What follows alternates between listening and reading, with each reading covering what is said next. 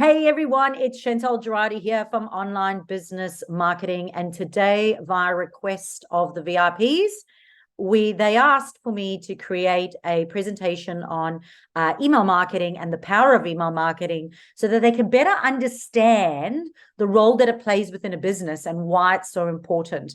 One of the things that I always did as a personal trainer, BC, before children, and actually AC after children, was that when someone understands the why behind something, they're more likely to do it. So if you just say to someone, drink, 2 liters of water a day, and they're like, why do I got to drink 2 liters of water a day? But if you explain to them, that most of your body is made up of water, and that if you don't drink water, this could happen to you. So when you understand the why behind it, you're more emotionally connected to it, you're more likely to do it.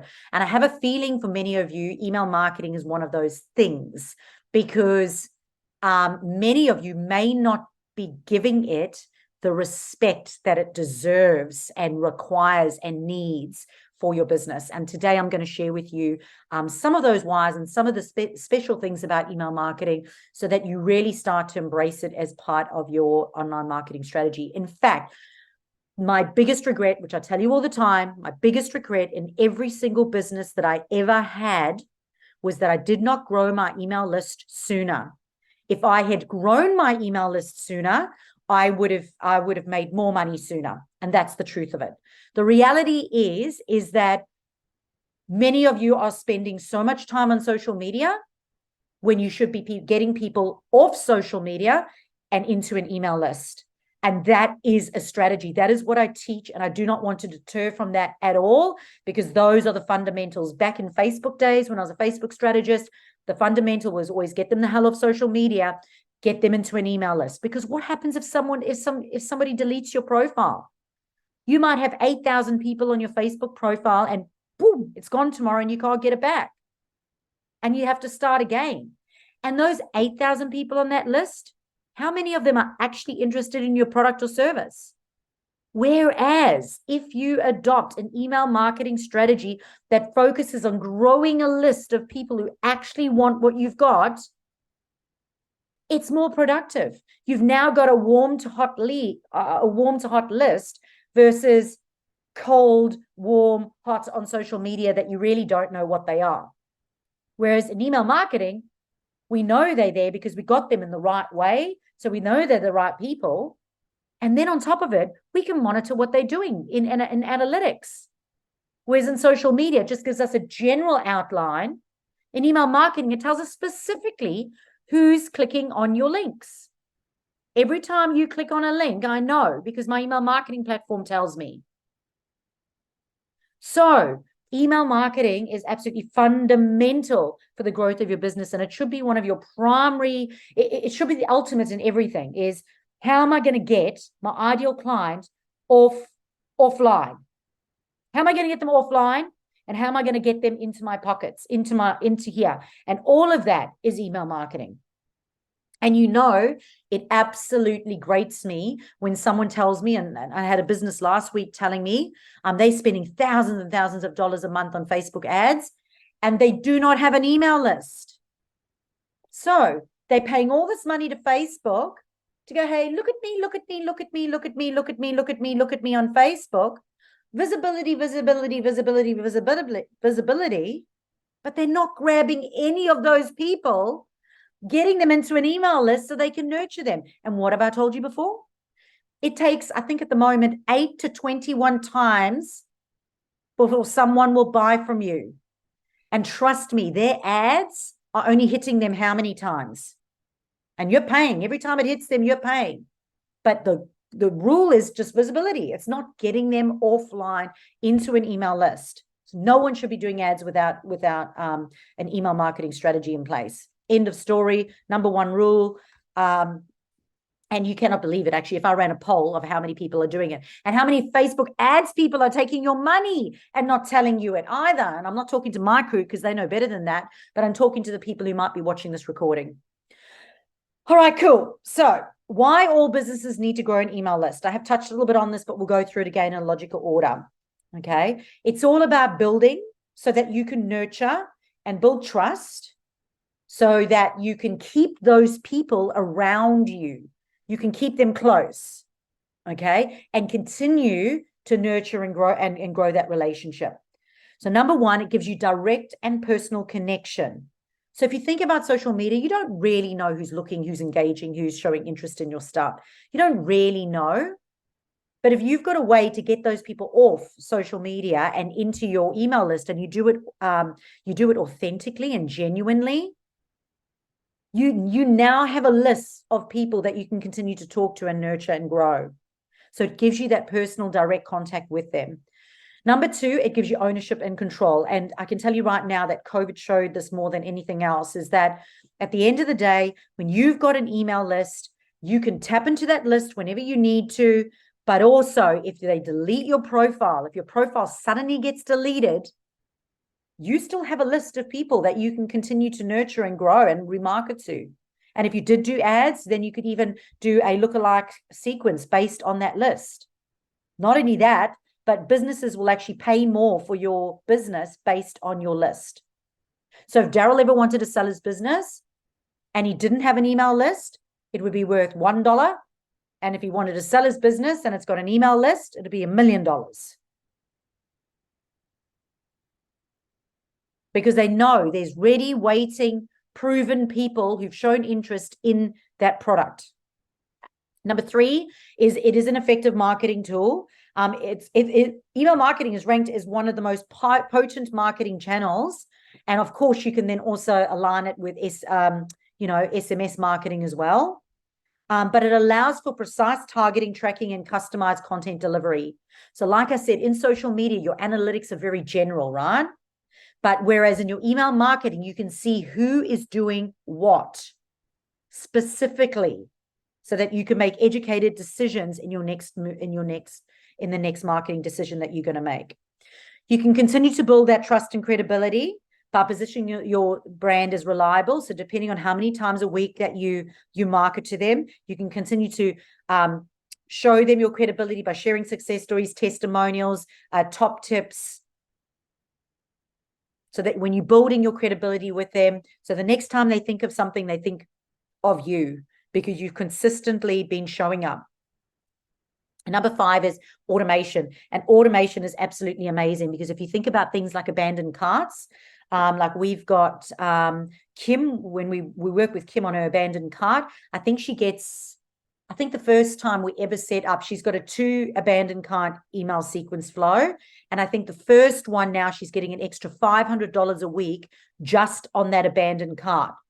So that's $500 extra a week just because she's got an automated abandoned cart sequence in place. Now, her second one was not converting. So we went and changed the subject line of that email because we noticed the open rates were less. And we changed the call to action words in that. And that one now is converting, not as high as the first one, but it is converting more than it was originally. So you're able to automate your customer journeys like abandoned carts, but you can also automate things like your onboarding processes. Like if you want to onboard a client, you can automate that, as well as follow-up sequences as well, if you want to follow up on someone. All right, choosing the right platform. Now, this kind of drives me nuts, but MailChimp was one of the first platforms that ever came out. When it came out, it was the bee's knees, but that was like years ago. And since then, they've just bolted on stuff. And so many other platforms have come up in the ranks, and they offer a lot more. They give you a lot more for a lot less. So although MailChimp, as part of their strategy, gets you in for free, and then people go, oh, it's for free, but then I've grown, now I've got to pay. It gets really expensive when you have to start paying. And people go, don't worry, I'll just change platforms. Do you have any idea how hard it is to change a platform? Mentally and physically. Physically change a platform and then mentally have to learn a new platform.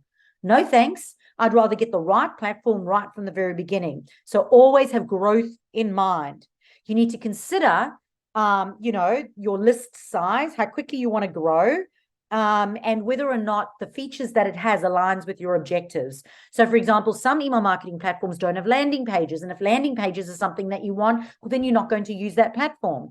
If you want to do automations, you should not go with MailChimp, because MailChimp charges extra for automations. So you have to look at the platform and go, what are my intentions with this platform? What is my overall strategy? And does it actually fulfill the list? Do not go into a Facebook group and go, thinking about changing email platforms. What should I use? I mean, how long is a piece of string? You've got no idea. It's like saying, hey, I'm feeling under the weather right now. You know, what illness do you think I have? Without knowing anything about the person at all. And you're taking advice from these people in Facebook groups. That drives me nuts. Don't do it. I know my guys would never do it. Cool. So it's got to be easy to use. I think this is really important as well. And nowadays it's so simple. You literally can go in and you can read reviews of other customers who've used the product to see how it's used, as well as going on to things like YouTube, just to make sure that it is user friendly and it has the things in it that you want. And you need to make sure that it's got good analytics. And I'll tell you why.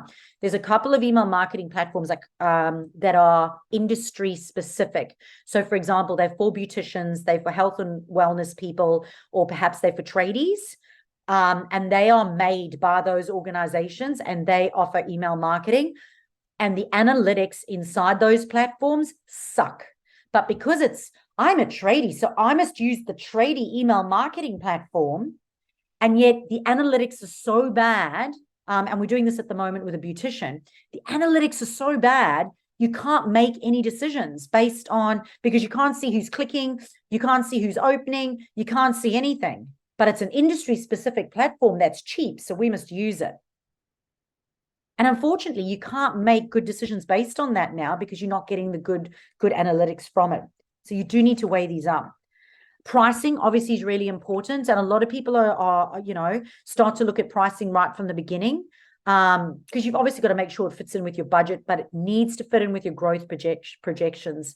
As I said, you want to make sure that you don't just go for something because it's free initially, and then when you have to pay for it, you got to end up moving and changing, which can cost a fortune and in time and money.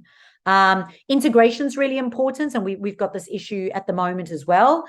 So we've got somebody who's a hairdresser and they use a particular platform, and the problem with that platform is that the email marketing software doesn't integrate, or it only integrates with MailChimp. So MailChimp is in bed with this other company, so they are the only one, because it's an industry specific platform. MailChimp is the only one that aligns with it. So of course MailChimp has shares or is getting referral bonuses or something based on that relationship.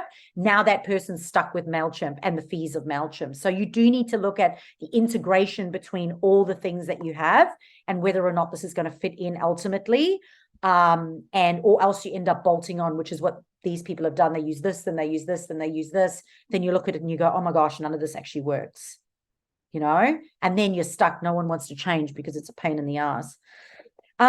Support and resources. This is really important as well. So you want to look at the responsiveness of customer support. So for example, whatever platform you're in, you want to make sure that you can literally go into the chat box, be able to say, hey, listen, I've got this issue, and they do get back to you within a reasonable time as well. Everyone always comes to me and goes, hey, Chantel, how do I do this in this platform? And I'm like, I'm going to do exactly what you do. Go to the support desk and ask, because it changes all the time. I can't keep up to scratch with it. It's better that you ask them directly.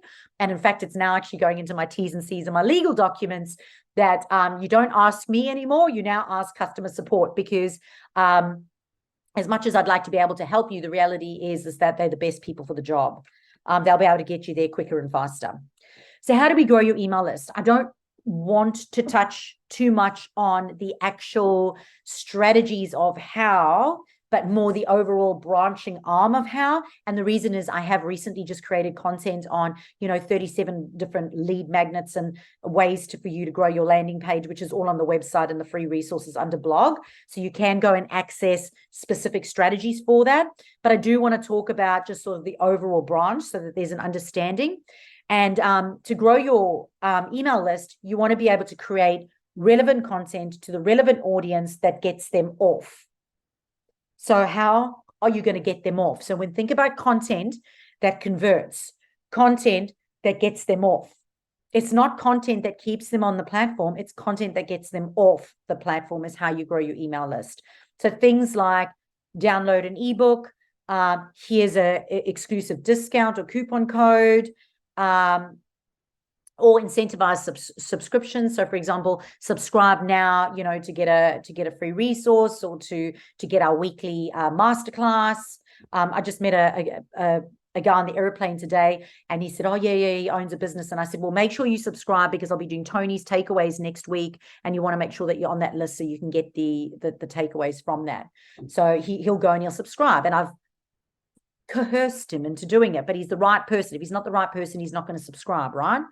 So compelling content that gets them offline, and even book a call. Book a call is one of those things as well. It's like, if you want to resolve your limiting beliefs, once and for all, let's have a chat. Here's the link. You're now getting them off social media, and your book a call is now adding them to your email list.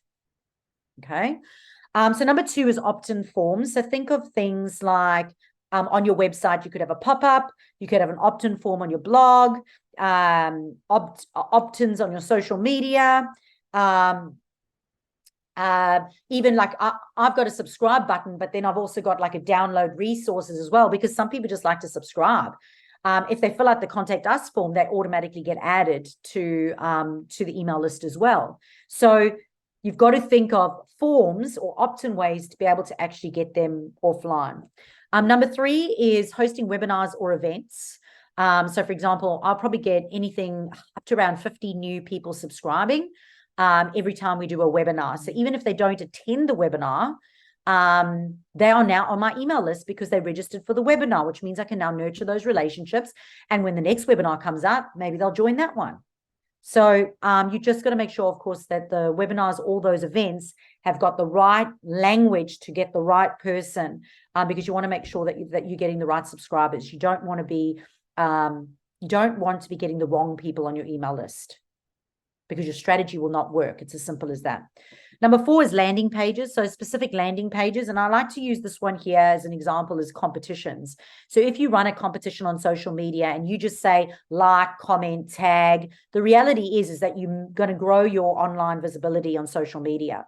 But what is one of my biggest rules in business is get them the hell off social media. So as part of that, you would have a landing page, and you could even use something just like Linktree, or you could use a landing page or just a form that was designated for them to say, if you want to enter the competition, you have to you've got to share, but you have to fill out the competition form on the website.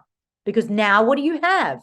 You've now got the email list. So if we think about someone like Tara, before her product even landed in the country, she had, I think we got 750 people on her email list before the product even landed in the country, so that when it did land in the country, she could go back to that list of people who entered a competition to win the product. So of course they want the product. So they are her ideal customer because they want her product. So she had a list of 750 people on her list who wanted the product, ran a competition, got them to fill out the form, chose a lucky winner, gave them the prize. But now she had 749 people who still wanted the product. So then you can make them a one-time offer. Thank you so much for entering the competition. Sorry you didn't win. But here we go. But we're going to give you a one-time offer. So competitions are great. Landing pages are great for things like competitions and building your email list. And the last one is referral programs. And this is about, speaking to current clients or current subscribers and asking them to, to help to send it, forward it, share it with somebody they know that may be interested. So say, for example, I create a quiz, and my quiz I create is called how business owners can get more out of their marketing employees. And I create this quiz and I send it out to my email list. Now my email list already on my list. You get that? So when I send out the quiz to my email list, I'm not going to give them an opt-in form. Well, you can if you want to segment them, but you don't necessarily have to give them the opt-in form, because the reality is that they're already on your list, unless you want to segment them and put them into an automation and a specific funnel that you can retarget to. But you could send it out and go, look, I created this quiz for you guys to use. But do you know any other business owners right now that are struggling with their marketing team? Perhaps there's a wife and she's been tasked with the marketing, that you could forward this to, and then they can forward that opt-in to somebody else that they know and get that person to subscribe. Not only that, you can give it to your referral partners as well. So for example, I might go to somebody like, let me think of a referral partner that would be a good idea to do it. Let me think of Natasha from the 48 Hour Author. I might go to Natasha and say, hey, listen, I've created this this quiz, can you please send it out at your database? And she might go, okay, Chantel, can you send this out to your database from her? And then we do like a swap. So now I'm in front of her audience and I'm building an email list of people that are interested in that product from her email list. Not all of them will be, but there may be some, and she'll be doing the same in mine. So referral partnerships work well. So let's talk about do's and don'ts for email campaign formatting. And this is really important. So do's is things like personalization. I'm going to tell you a funny story. When I first started, and some of you may have done this, when you save contacts, like, and this particular person may actually be watching because I did say subscribe and join the email list so that you can get the recordings. But if I say I didn't remember his name and I went into my phone and I said, Tony Robbins guy at the airport from Sydney. Who's ever saved a contact like that into their phone before? Okay. Blonde-haired chick from the cafe, because you don't know their name, right? So you literally do that. Really important that when you do upload all your contacts into your email marketing platform, that you haven't done that, right? So I learned that the hard way when we first sent out a batch of emails and we uploaded our contacts in there, because literally it was like, person I met in the Uber. And literally I'd written that as the first contact name. So the way to do that, I'm going to share that with you now, is, you know how in the emails you go, hey, first name, and then it inserts first name. What I did is I went to my list of contacts, and wherever it had, guy from Tony Robbins, I just went action taker, because I work with action takers. So therefore, every time I went hi first name, it would go, hey, action taker. And it didn't actually put in, blonde-haired person from wherever. So, but just reminding you that when you do add contacts to an email list, you do actually have to send out an email, let them know they've been subscribed to a list, and give them the option to unsubscribe. Okay. Or the other way is actually send it out and ask them to subscribe themselves. So I do need to put that disclaimer in there. So personalization is really important. So using hey first name is really important, but check your contacts and that you do have their first names. Mobile optimization is really important, and so many people do not. And you can do this on a desktop. When you're on a desktop, go to mobile view and have a look at how it looks on a mobile, because sometimes it puts the wrong pictures with the wrong text and it absolutely looks terrible. And about 80% of people are on their mobile phones. So you want to make sure that it is mobile responsive. Number 3 is compelling subject lines. I'm not going to go into this. There's an entire blog on the website about subject lines, but you want to make sure that it evokes curiosity without resorting to clickbait. Now, clickbait means you're falsely getting them in there. Okay, you're falsely getting them in there. So, funny, not so funny story. I think it's my only bad review on Facebook, if you go and have a look. And it was a lady who said that I was disrespectful in my emails with my email subject line based to the current climate condition that was on. I thought I was being clever. And I wrote, it was during the floods, and I wrote avoid the floods. Okay. And then she opened it up and it was talking about the flooding of emails that come into your database. I did say, with all the floods that are going on right now, I wish everyone the best. I hope you're all safe. But just whilst we're on the flooding thing, here's how to prevent like a flood of emails and spamming emails or whatever. Anyway, she did not like it at all. She found that subject line was clickbait.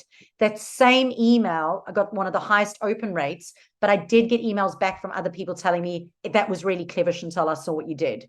So it doesn't always translate to everyone. And I think that's just important for you to know how far you push the boundaries. But clickbait is falsely enticing people to open an email. I did do it once before where I said 50% off. And then when they opened the email, it said it was 50% off when they bought something. And this particular gentleman emailed me back and said to him, I did not like that at all. I'm unsubscribing. You said 50% off, but you've told me I have to pay for something if it's 50% off. So you've just got to be mindful of how that can work and where the line is with regards to clickbaiting and curiosity. I'm not going to talk about subject lines, but there are other things like using emojis. I'm a big fan of the brackets, emojis, brackets, use of capitals. And I am going to talk about what to avoid as well, because if you overdo it, then it goes into the whole spamming thing as well. So number 4 is a clear call to action. And this is like an explicit and enticing call to action to guide them on the next step. Now, if we give them too many next steps, they'll do nothing. What they'll say is, I'll come back to this email later, and later never comes. So emails ultimately need to have one objective and one next step. It's not like, read my blog, check out my YouTube channel, like me on Facebook, book a call, check out my online program. They're like, oh my gosh. And what happens is when they click one thing, they're now off your email and they're somewhere else, and we don't know they're going to come back. So we want to keep them there. We want to have one objective in that email, one objective and a clear next step. A/B testing is something that you can do as well. So you can experiment when you send out emails and change the subject line, change the days and times as well, and then start to have a look at which things seem to work better than others. So you can fine tune your approach. And permission-based marketing is what it's called. And basically that means that you do not add people to your database. You make sure that they opt themselves in and they have consented to receive emails from you. Okay. I have been emailed back and told that they never subscribed to my email list, and they did. We have a CRM. It says that they did. And I've had people email me back and go, we never subscribed. And I'm like, yeah, actually on the 23rd of February in 2019, you did. Actually, you downloaded this resource, which opted you in. So I don't even have those battles anymore. I just don't have them anymore, but I'm just letting you know because cray does happen. Don'ts. Okay, content overload. This one's a really a big one. So as I said, you want to make sure that you have a concise and focused message and that you do not have excessive information. Long form is not in, and right now skimmability is in. Okay. In fact, a lot of email marketing platforms will actually have a skimmability. And if you are using AI, and my guys know how to use AI respectfully to their audience and respectfully for their brand, because they use their HI, which is their human intelligence. If you are going to use AI, you can even ask to create it so that it is that it improves skimmability. So long form emails that go blah blah blah blah blah blah blah blah blah. You just want to make sure that the skimmability is really good. And of course, you can break it up with things like dot points, capital letters, centering, an image. You just want to make it readably. And as I said, on the website, there's an entire blog which talks about that specifically, but I'm not going to go into that, but there is an entire blog that talks on that. You want to make sure that you honor unsubscribe requests. So when people unsubscribe, you don't resubscribe them, so that you can get a good sender reputation, and then also you'll get less spam reports or complaints. But I do want to let you know they do still happen, even though you do the right thing. You want to make sure that you have a balance between promotional and value building. Okay. So I always talk about, soft sell. So value, soft sell, and hard sell. Okay. So value-based email is literally a value-based email where, I'll send out these recordings and I'll go, we've done this recording. This is all the content. Here's the link. You can go to the YouTube channel and here it is, right? If it's a soft sell, I'll go, here's the education piece that we've done. It's all on email marketing. It's absolutely amazing. But if you'd like to be part of the live audience, you can become a VIP, and then I put the VIP link and I hyperlink it, right? So soft sell. Another soft sell example would be put in all of the, come and watch our mastermind. Come and watch our mastermind. If you're interested in working one-on-one, book a call here. Soft sell. You're mentioning it once, the rest is all education. A hard sell piece right from the beginning is, are you struggling with this problem? And, I've taken you all through the sales process. My one-on-one clients go through the sales process of pain and connection. You show them that you know their pain.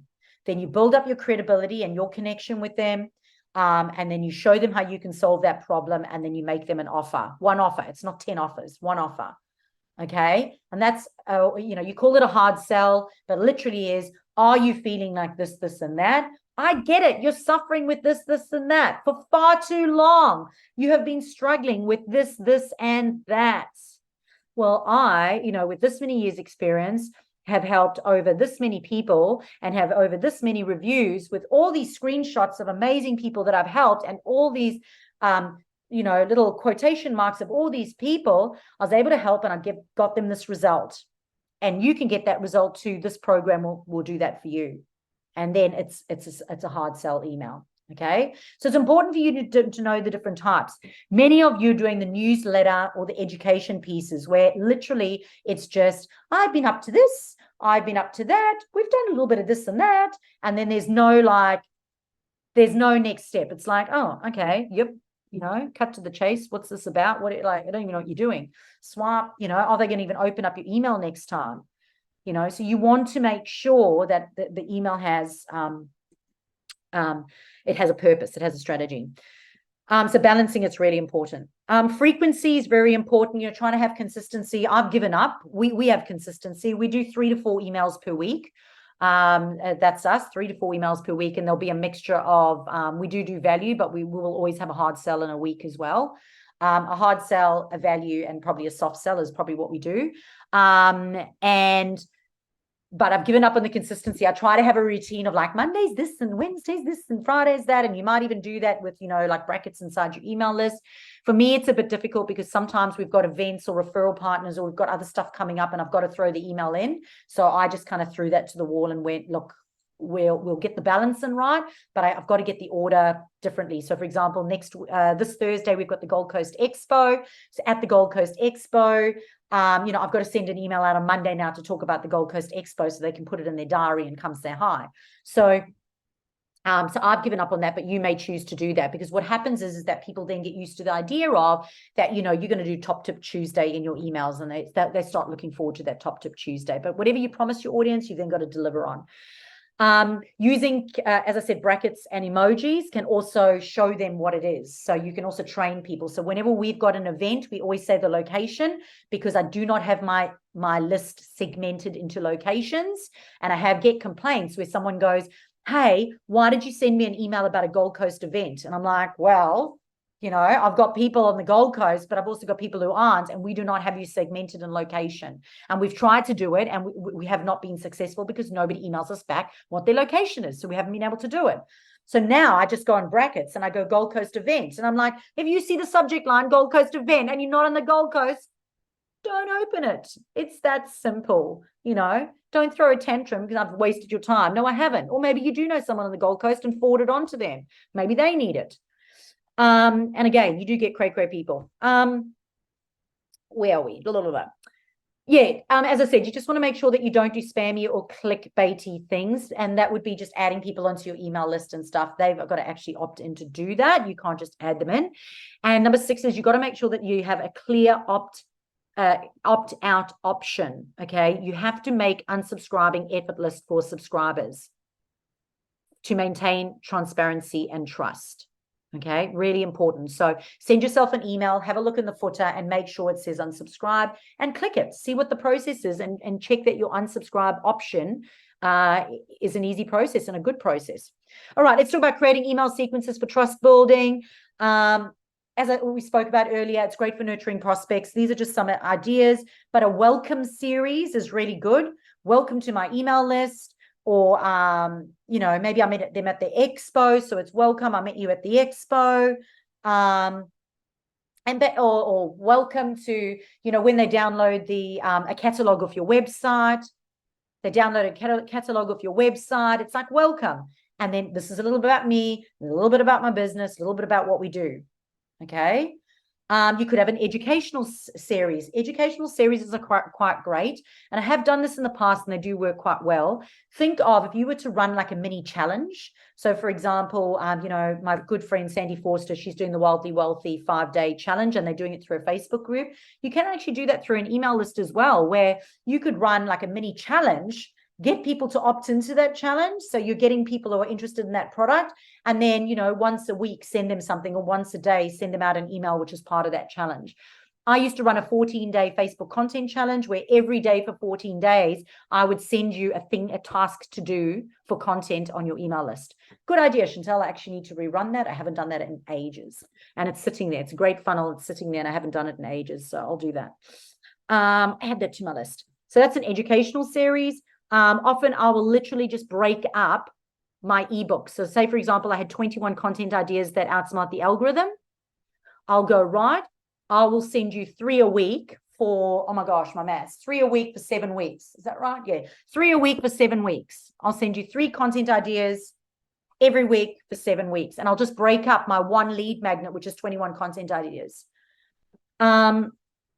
Cool. Then we've got product or service showcases. Now, this is really, really good for the B2B space as well, because you can slowly speak about one particular product. And I'm just about you could just talk about, one particular product and feature that product for the week and just talk about the specs and the use and how it works. And if it's not a product, it's a service, it's very similar. But, you can use that for a product or service showcase. So we did this for a wholesale company, wholesale furniture company, and it worked really well because basically the people that were selling a product, they could become more familiar with the products that they were actually selling, which means they were buying more because they were selling more now. Lead nurturing. So again, customized sequence to address specific business needs or pain points.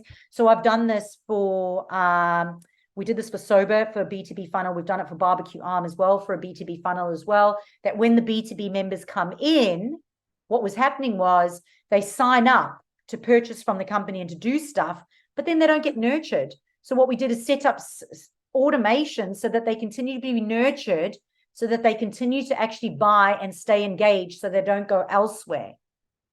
Okay. Which is really important. So that's really good for B2B as well. We've spoken about abandoned carts. And then I'm talking about lead nurturing. So same thing with lead magnets. If you have a lead magnet, if somebody downloads a quiz on, what business owners can do to empower their marketing employees, and they've downloaded the quiz, you're then going to send them a series of emails now to say, here's some help with that. Here's some help with this. In my this many years experience, I've found that this works and this doesn't work. We found great results with this. Hey, would you like to book a call so I can try and help you with that? Now, this is really important, guys. When they are in a funnel, stop them from being in all your other marketing. So using that example right now, if I've got somebody who's opted in, and they did for a webinar, they opted in for the webinar, which was called Business Owners, How Do You Empower Your Marketing Employees? When they opted in for that webinar, I took them off my promotional email list. So they did not get any other marketing, no other marketing, no education, no promo stuff, no nothing else. I took them off it. What did they get? They got nurturing emails that were only about that one thing, because a confused mind buys nothing. So I got them in on one offer and audience. I'm not going to talk to them about anything else until I've gotten them strong in that one thing.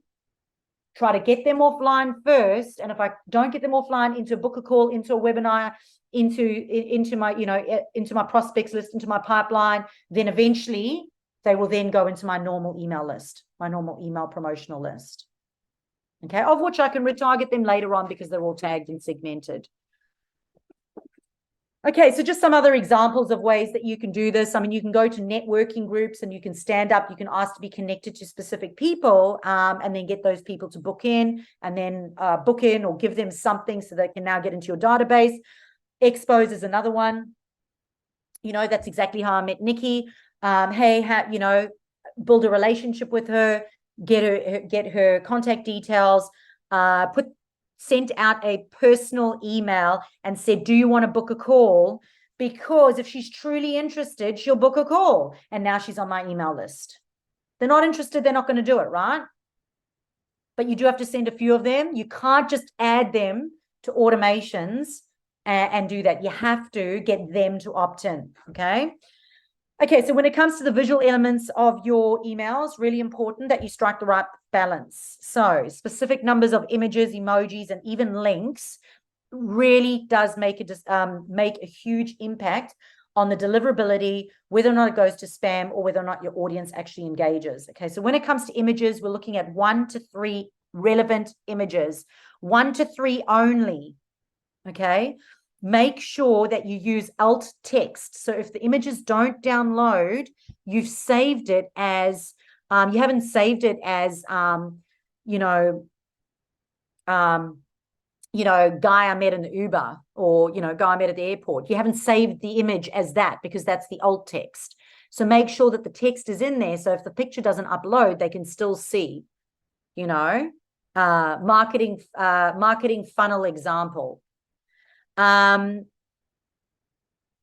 of the things I don't like, and so many people are doing this, is they're going into Canva and they're making their whole email in Canva, and then taking that whole thing like a brochure, like a whole brochure, and then sticking it, and that's their email. They're taking the whole thing from Canva, uploading it as an image, and they're doing it because they don't want to write it in the email platform, so they're doing it. It looks horrific. It does not read well. And the email platforms don't like it. Number 2 is emojis. And again, there's a whole thing on emojis here, but I believe that you should have up to 5 branding emojis that you use, and you have to use them. You have to use them intelligently to break up and make your stuff more readable. It does also have to sit with the tone and feel of the business. Excessive emojis destroys me, and I can sniff ChatGPT a mile away, because they use excessive amounts of emojis that are not relevant to the brand. Watch, now that I've told you, you will start to see and go, oh my gosh, that's definitely not their brand. That's ChatGPT. They cheated. Okay, next one's links. Now, this one's really important. It's like, oh, link here, link there, link everywhere. But at the end of the day, you've got to see who's clicking on the links, because you can retarget those people who've clicked on the links. So you want to strategically put links in there, and you only want to send them in one next step place, okay? And if you've got too many links, it triggers spam filters. So you need to be selective and go, where do I really want to send them? If I send them to a YouTube video, that's going to build, know, like, trust, credibility, or whatever. And at the bottom of the YouTube video, I've got my link to book a call, so that's fine. But if it's a hard sell email and I send them to YouTube, I've got less likely for them to convert. Okay, so you have to consider what is the best link to send them to. And then, of course, I like hyperlink the words and then have a button. Hyperlink the words, have a button, because some people click words, some people click buttons. Okay. And be careful with the language that you use in those words or there, because we've spoken about personality types, and when you say lock that in or book that in, or people just go, they feel like if they touch that button, they're immediately signing up to like a $70,000 Tony Robbins thing, right? But no, it's more around, learn more, discover the answer here. Like, consider what you can actually write on those buttons or under those words that will evoke curiosity enough to do it. Okay. That is it. I think we've come to the end, which is pretty awesome. So I'm going to say goodbye to those that are watching online right now. If you'd like to be part of the live audience, you do need to become a client or a VIP. Then you can be part of the decision-making process as to what we talk about next, as well as have the networking that happens before this, and the Q&A and feedback session at the end of this. So you can find that in the comments below in the YouTube video.